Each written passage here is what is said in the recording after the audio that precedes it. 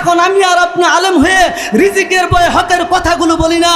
আমি তো মনে করি কাফের বেঈমান মুশরিকেরা ইসলামকে ধ্বংস করতেছে না, বরঞ্চ বর্তমানে আলেম সমাজ বর্তমানে যারা কিচ্ছা কাহিনী বলতে যারা কিচ্ছা কাহিনী ঘটনা বলতে উম্মতে মুসলিমাকে বিপজ্জনকভাবে এক জাহান্নামের পথের মধ্যে নিয়ে যাইতেছে। বলেন কথা ঠিক কিনা?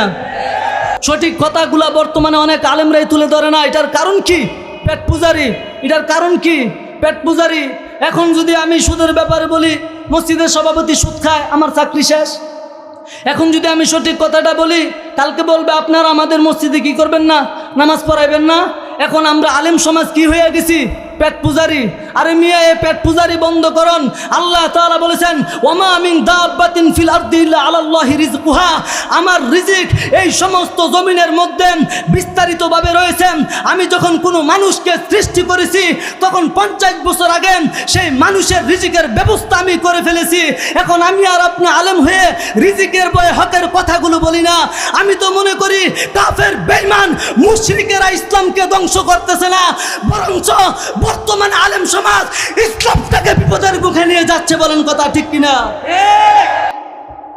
কথা ঠিক কিনা? কাজেই সামনে থেকে আপনারা খুব সতর্ক থাকবেন সঠিক কথাগুলো শোনার জন্য। কি কথাগুলো শোনার জন্য?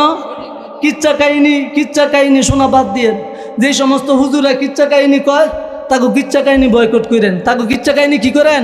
বয়কট করেন।